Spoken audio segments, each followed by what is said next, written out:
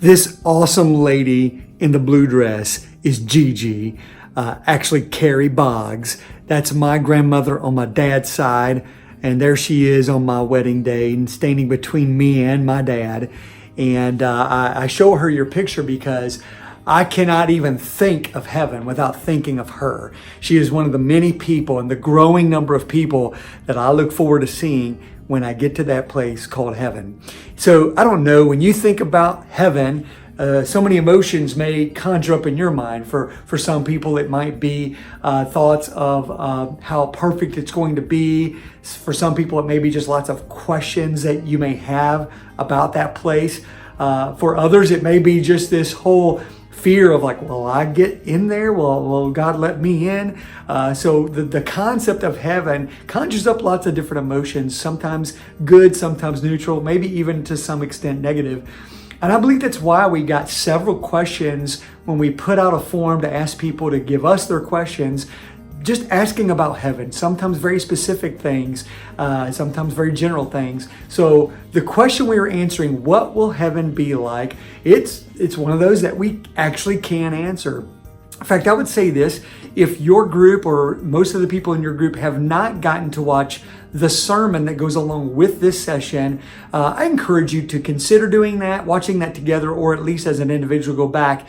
One of the things we incorporated in the sermon is we answered what I call the top 6 quirky questions about heaven, and they would be like theoretical answers, because some of it is kind of a little bit of guesswork. God gives us lots of information about heaven, more so than what people say, more so than what people think. Even though I love the song, I Can Only Imagine, the truth is that we don't have to simply imagine what heaven is like. God gives us lots of information about that. Maybe not full details, maybe not answering all the different random questions we will have.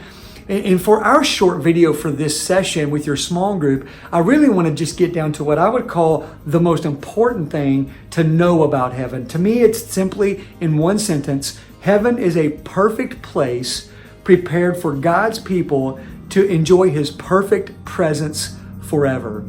It is a perfect place, and when you go and read just a description of it near the end of Revelation 21, which is the next to last chapter in the Bible, it just describes it. It's a blingy place. There's all this description of its beauty, and describes it as having gates of every gate is made of a single pearl, and you see it described with those streets of gold and those jewels and gems, and it is a beautiful place, and it's a perfect beauty, but even perfect in experience. When you look at Revelation 21:4, and it talks about how there will be no more sorrow, no more pain, and it's hard to even imagine. I don't know about you, but I can't remember the last day or maybe even hour I've had where there was zero pain, zero stress, zero fatigue.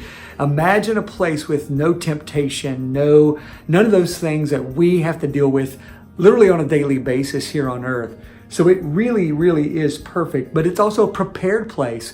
One of my favorite passages that quotes Jesus is in John chapter 14. He is preparing his disciples for his departure. When he's going to depart from them, he's going to die on the cross, he's going to step out of that grave, he's going to ascend back into heaven, and he's saying that I'm going to prepare a place for you. I'm going to prepare a place for you in my Father's house.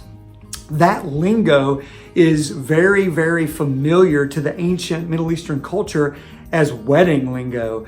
It's something that a groom would say to a bride he had just become betrothed to, that now that we are committed to one another, I'm going to go away, prepare a room for you, and you don't know when, but there's going to come a time when I'm going to show up and say, it's time, the house is ready, the home is ready, come on and be with me, your groom, forever.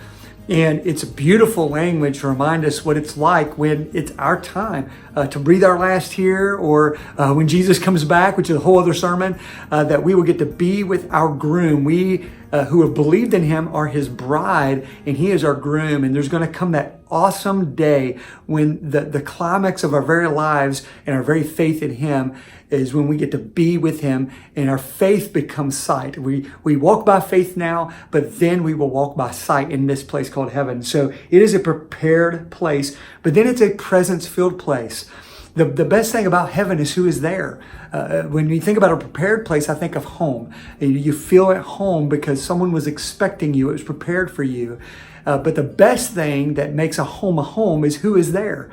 So we get to be present with Jesus Christ forever. And this is the end game for God. The thing that makes God so giddy, you can go back to Revelation 21 and read verses 1 through 3, and you will see that it's like, and the dwelling of God is now finally with his people, and he will finally get to be their God, and he will be their people, and I will be their God. I mean, he's giddy. He's repetitively giddy about this final culmination of all the events of the history of humanity, where he finally gets to be with his people. It's about presence. It's about relationship. And that's what's beautiful about heaven. You know, there's lots of different other questions we could try to answer about heaven. But one of the questions that people ask about sometimes is, are we really going to be floating around on clouds playing a harp all the time? I've even heard people say, heaven sounds kind of boring. I'm not sure I want to be doing that. And one of my favorite authors about heaven, probably I think the best expert in heaven that we have, is a guy named Randy Alcorn. He wrote a book simply entitled Heaven. And I love this quote from him. He says, another reason people assume heaven is boring is because their Christian lives are boring. What a pointed statement. What a convicting statement to think about. And that brings me to what I would call our next steps. And I do want to talk about these next steps with you. It's for you to discuss a little bit together in your group session. I believe that as you think about heaven and what's most important about it, that it's a perfect place prepared for God's people to enjoy his perfect presence forever. A simple way to remember that is this: in Christ, heaven is your forever home with your forever family. That is just, to me, powerful. It's powerful to think about. So many people who've experienced loneliness. You think about the orphan and the widow, which God says, as those who follow him and believe in him, we should be ministering to them more than anyone else, because he does not wish for anyone to be alone and be void of relationship. To think about being able to be forever at home with your forever family, to me, is so powerful. That's what makes heaven so awesome. So what would be your next step? I think there's 3 options, and one of these, at least one of these, applies to everyone in your group. First, your next step might be to believe in Jesus and make heaven your home. If you've never placed your faith in Jesus Christ, this is the time to do it. You need to know that he died on that cross. He stepped out of that grave. He ascended back into heaven to prepare a place for those who believe in him. If you've never placed your faith in him, he is waiting for you. You are in this group watching this video just for this moment where you can finally say yes to him. In that John 14 passage, Thomas, one of his followers, said, Jesus, we don't know where you're going, so how do we know to get there? Jesus replied, oh, you know the way. And Thomas is like, what? And he goes, I am the way and the truth and the life. No one comes to the Father except through me. And it reminds me of what it says in Romans 10:13. For everyone who calls on the name of the Lord will be saved. If you want to make sure you get to experience heaven, you call on the name of the Lord, you ask him to forgive you of your sins, you ask him to come into your heart, you submit your life to him and say, Jesus, save me, Jesus, rescue me. I want to be in heaven forever with you. You can't earn that, you can't deserve that, but he offers it freely if you just simply ask him for it in faith and place your faith in him. That could be the most important next step you'll ever take in your life. And if you're sitting in here watching that right now, I encourage you to work with your group leader and just say, it's time for me to finally take that step. If you've done that already, a next step for you might be to enjoy his presence now. We need to be getting ready to enjoy his presence forever. We focus so much on being religious and on doing, where God is just wanting us to become. He wants us to become more and more like family to him. And it's about celebrating his presence in our lives right here, right now. It's the most important thing we can really do as followers of Jesus, is just to be in his presence. Make sure every day is just filled with the pleasure of knowing he's right there and following his lead everywhere we go, whether we're at work, whether we're at school, whether we're just at home, whether we're out doing something fun. And that's what makes the Christian life an adventure. And it's going to get us ready to enjoy heaven even more if we enjoy his presence and practice his presence today. And then the last next step, help others get ready. I can't emphasize that enough.